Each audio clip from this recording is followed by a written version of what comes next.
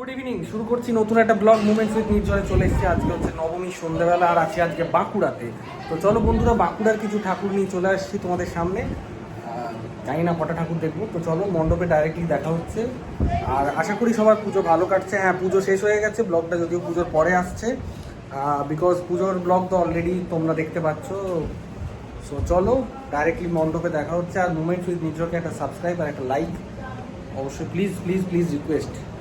তোমরা like subscribe না করলে চ্যানেলটা করে আমি রেগুলার ভিডিও দেবো কীভাবে, মানে একটা ইন্সপিরেশন পাবো না। তো প্লিজ রিকোয়েস্ট।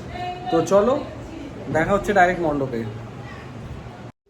নমস্কার, মুভমেন্টস উইথ নির্ঝর আমি অলরেডি বলেই ফেলেছি আমার চ্যানেলের নাম। তো প্রথমেই আমরা পৌঁছে গেছিলাম আমার একদম বাড়ির কাছের দুর্গামণ্ডপ ময়রাবাঁধ সার্বজনীন, যেটা আমার বাড়ির একদম কাছে এবং পাড়ার পুজোও বলা চলে। তা হ্যাঁ, আপনাদের বলি কেন এই এত দিন পর, প্রায় 2.5 মাসের ওপর পরে আমি কেন পুজোর নবমীর দিনে কি করেছিলাম ব্লগটা শেয়ার করছি, যেখানে আমি অলরেডি দশমী রাত্রেবেলায় নাইট আউটের দিয়েছি। তো হ্যাঁ, কেন এতটা ডিলে হলো ডেফিনেটলি আপনাদের সাথে আমি শেয়ার করব। তার আগে আমি বলে নিই, এই যে মণ্ডপটা আপনারা দেখছেন, এটা অসম্ভব সুন্দর একটা মণ্ডপ সাজানো হয়েছিল, মণ্ডপসজ্জা, যেটা ওই ময়রামাদের পরেই আমরা দেখেছিলাম। এটা ছিল আমাদের কামারডাঙ্গা 16 আনা, অর্থাৎ এটা লালবাজার আর ময়রাবাঁধ আমাদের যে পোর্শনটা আছে ওর মধ্যখানে এটা 16 আনা পুজো, এবং খুব সুন্দরভাবে এটাকে ফুটিয়ে তোলা হয়েছিল, একদম বারোয়ারি পুজো এটা। তো হ্যাঁ, তো আমার কিছু পার্সোনাল ইস্যুর কারণেই আমি ব্লগটা দিতে অনেকটা দিন দেরি করলাম।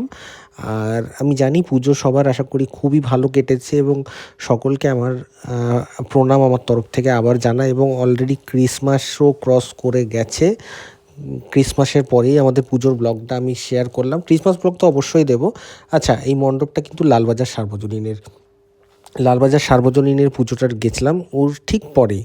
তো ক্রিসমাস পেরোনোর পরে আমি ব্লগটা এটা শেয়ার করার একটাই কারণ এই মুমেন্টসগুলো আমার লাইফে অনেক কিছু ম্যাটার করবে, এবং আমার এই মুমেন্টসগুলো যদি আমি আপনাদের সাথে শেয়ার না করতে পারি, তাহলে আমার মনে হবে যে কোথাও গিয়ে আমি হয়তো কিছু শেয়ার করলাম না আপনাদের সাথে।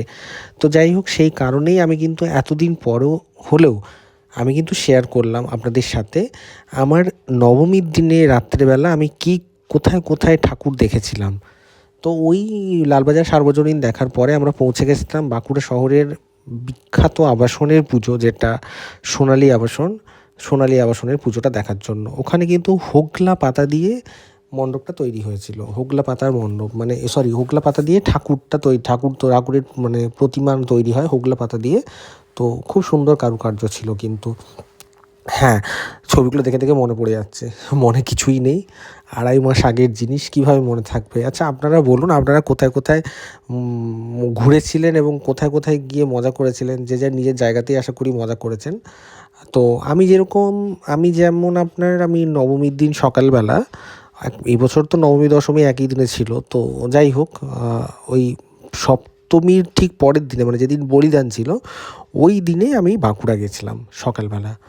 আর বাঁকুড়া সকালবেলা যেহেতু গেছি, তো সকালবেলা গিয়ে আমি রাত্রেবেলা বেরিয়েছিলাম একটু ঠাকুর দেখতে। তো সেই ঠাকুরেরই কিছু ভিডিও আপনাদের সাথে শেয়ার করলাম।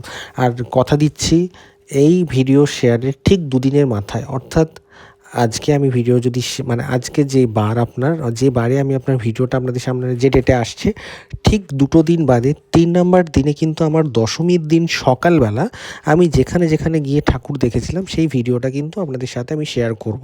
এটা কিন্তু আমি কথা দিলাম। দশমীর যে সকালবেলা ঠাকুর দেখতে গেছিলাম তার ভিডিও কিন্তু আমি আর দেরি করব না, আগে ওই ভিডিও আসবে, তারপরে আমার অন্য অন্য ব্লগগুলো আসবে। তো আমি নিরাশ করব না একদমই আপনাদেরকে, তো সেই কারণে আগাম বলে দিলাম। তো আপনারা দয়া করে কিন্তু আমার নবমীর এই ভিডিওটা দেখার পরে দশমীর ভিডিওটা অবশ্যই দেখবেন, কারণ দুর্গাপুজো এবছর আমার জন্য সত্যিই খুব একটা ভালোভাবে কাটেনি। তার কারণ কিছু পার্সোনাল এবং অফিসিয়াল রিজনের জন্য। আমি সিচুয়েশানটা ঠিক হলে আমি সবার সাথে ব্যাপারটা শেয়ার করব অবশ্যই, কারণ আপনারাই আমার ফ্যামিলি। তো আপনাদের সাথে শেয়ার করাটা আমার মনে হয় উচিত হবে। তো যাই হোক, সোনালী আবাসন দেখে আমরা আর বেশি ঠাকুর দেখিনি, এটা একটাই আর লাস্ট দেখেছিলাম কমরার মাঠ সার্বজনীন। ঠিক ওর পেছনেই, একদম ওর পেছনের দিকে যারা বাঁকুড়ায় থাকে তারা নিশ্চয়ই জানবে জায়গাটা কোনখানটা। তো আমরা কমরার মাঠ সার্বজনীনের পুজোটা গেছিলাম ওর একদম পেছনে। আর এরপরে আমরা সোজা বাড়ি চলে গেছিলাম। তো ওই দিন আমরা আর ঠাকুর দেখিনি। তো চলুন ব্লগটা তাহলে এখানেই শেষ করলাম। আমার সবাই প্রণাম নেবেন। আশা করি সবাই ভালো আছেন এবং নতুন বছরের সবাইকে শুভেচ্ছা জানাই এবং নতুন বছর সবার ভালো কাটুক এই কামনা নিয়ে নতুন একটা ব্লগে, অর্থাৎ দশমীর যে ব্লগ এবং তারপরে ক্রিসমাসের স্পেশাল ব্লগ নিয়ে আমি হাজির হয়ে যাব সবার সাথে। তো ততক্ষণের জন্য গুড নাইট, আর চ্যানেলটাকে সাবস্ক্রাইব করে দেবেন, আর দেখা হচ্ছে নতুন একটা ব্লগে।